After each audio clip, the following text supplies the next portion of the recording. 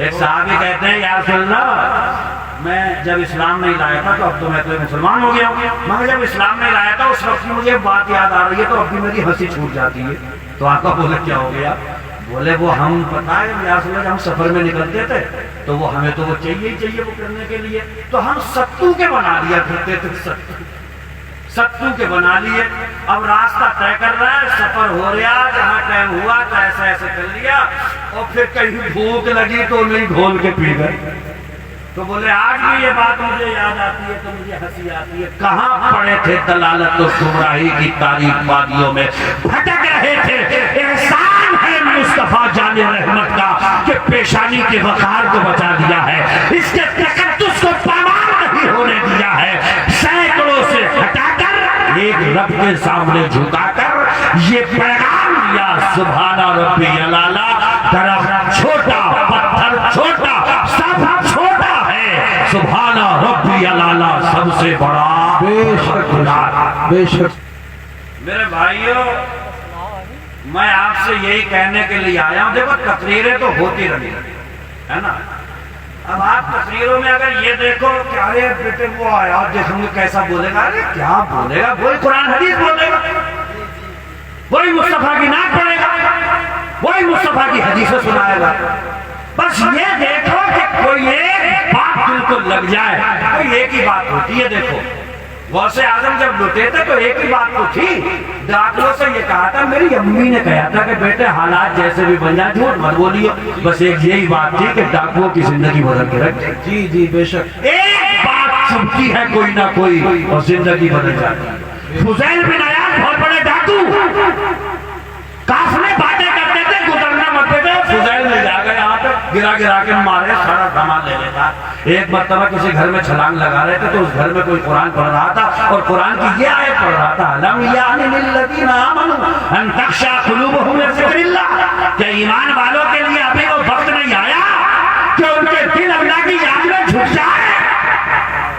رو پڑے فضیل، کہنے لگے مولا آ گیا وہ دن، آ گیا وہ وقت، آ گیا تیرے مولا، مجھے معاف فرما دے، میں نے جتنے ڈاکے ڈالے ہیں سب کا سامان واپس کروں گا، میرے رب وقت آ گیا ہے، اب میرا دل اگر جھکے گا تو تیرے۔ ایک آیت نے انقلاب برپا کر دیا تھا فضیل بن عیاض کی زندگی میں، ایک ہی بات کوئی پکڑ لی، چشم طوفان نور آنے سے کیا فائدہ، روشنی بہت ہیں اگر کچھ اثر کرے۔ میتوں پہ رونے والے کئی طرح کے ہوتے ہیں، بیٹا مر جائے تو باپ کے دو ہی آنسو نکلیں مگر ٹوٹ جاتا ہے باپ، باقی کوئی کتنا ہی رو لے، باپ کی موت پر بیٹا دو ہی آنسو نکالے مگر ٹوٹ جاتا ہے بیٹا۔ مگر میتوں پہ رونے والے میں ڈھونگ کے بھی ہوتے ہیں، جیسے ہماری ماں بہن ہے اللہ علیہ السلام، میں تو کہہ رہے آئے تو گھر پہ تو کہہ رہے تو ڈرائیور کھانے میں لگے اللہ پان کی کتریا تو نہ تمہارا بھلا، کیسی رو رہی تھی پھر پان کی کتریا بھی آ رہی، یہ کیا ہے مگر مچ کے آنسو، عیاش طوفان نور آنے سے کیا فائدہ۔ یہ میلاد مصطفیٰ کا جلسہ ہے، ایک وعدہ کرو اس جلسے میں سوچ سمجھ کے کرو اور انشاءاللہ کی صداؤں میں کرو۔ مصطفیٰ دنیا چھوڑ رہے تھے تو آقا کہہ کر کے گئے تھے میرے امتیوں میں دنیا چھوڑ رہا ہوں تم سے نماز نہ چھوڑے، میں معراج سے لے کے آیا تھا، یہ تحفہ ہے معراج کا۔ وعدہ کرو کہ مصطفیٰ کے جلسے میں بیٹھ کر ہم سب یہ وعدہ کرتے ہیں کہ انشاءاللہ 5 وقت کی نماز پڑھیں گے، سب کہیے انشاءاللہ انشاءاللہ۔ آپ نے انشاءاللہ کہا، خدا نے توفیق بخشی تو انشاءاللہ ادا ہونے بھی لگے۔ رب کریم کی بارگاہ میں دعا، مولا تبارک و تعالی ہم سبوں کو عمل خیر کی توفیق عطا فرمائے، یہ سعادت میلاد رسول کی زندگی میں بار بار عطا فرمائے۔ کتنے ہیں جو حسرتیں لیے گزر گئے میرے بھائیوں، ایک آخری بات کہہ رہا ہوں، لاک ڈاؤن کے زمانے میں کیسی چٹر پٹر موتیں ہوئی، جوانوں کی موتیں، بچوں کی موتیں، بوڑھوں کی موتیں، مطلب اس وقت ایسا لگ رہا تھا کہ کسی ٹائم ہم بھی نکل جائیں گے، بدحواسی کا عالم. کتنے تھے جن کے دلوں میں یہ امنگیں تھی, یہ جلوس نکلتا ہے, ہم جائیں گے, مرحبا کے نعرے لگائیں گے. اللہ نے پھر ایک مرتبہ یہ آپ کو عطا فرمایا, احسان مانو مصطفیٰ کا کہ گمراہی سے نکال کے اجالے میں لا کے کھڑا کر دیا ہے ہمیں ہمارے مصطفیٰ نے. اس لیے ناقدری مت کرو, اس نعمت کی ناقدری مت کرو. جب تک دھڑکن سلامت, سانسیں سلامت, اپنے محبوب سے وعدہ کرو, یا رسول اللہ تم بدِ خضرا میں لیٹے ہوئے اس جانے جانا کی قسم کہ آپ جو تحفہ لے کر کے آئے تھے سب کچھ چھوڑ سکتے ہیں, نماز نہیں چھوڑیں گے.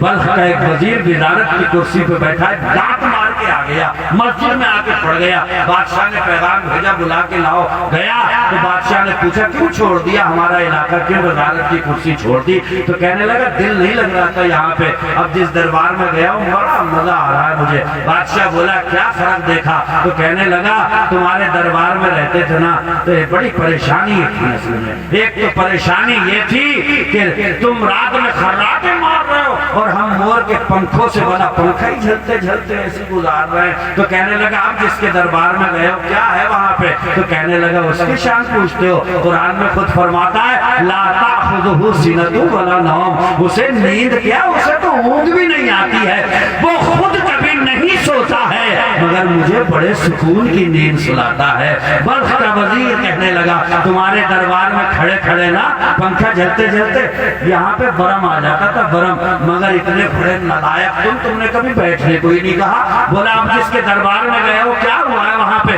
کہنے لگا وہ اتنا کریم ہے, اتنا رحیم ہے, میں 4 رکعت کی باندھ کے کھڑا ہوتا ہوں وہ مجھے 2 رکعت پہ آرام دلوا دیتا ہے بٹھال کے, وہ اتنا کریم ہے میرا رب. اللہ اکبر, آ جاؤ مرکز پہ پلٹ کے آ جاؤ, ان منزلوں کا چناؤ مت کرو جن پہ چلتے چلتے تھک بھی جاؤ, گرو تو منزل کا پتہ نہ ہو, مسافر گرے تو کم سے کم اتنا تو ہو کہ منزل سامنے کھڑی مسکرا رہی ہو. کسی گلی میں مت بھٹکو, تمہارا امام تمہیں ایک گلی دے کر کے گیا ہے, پھر کے گلی گلی تباہ ٹھوکریں سب کی کھائے کیوں, دل کو جو عقل دے خدا تیری گلی سے جائے کیوں, جان ہے عشق جان ہے عشق مصطفیٰ, روز وضو کرے خدا جس کو وہ درد کا مزہ نازے دوا اٹھائے. حضرت ہمارے پوچھ رہے ہیں کہ جیسے قبرستان میں میت کو لے جاتے ہیں نماز جنازہ پڑھنے کے بعد, پھر قبر پہ جب میت رکھ دی جاتی ہے یا پہلے؟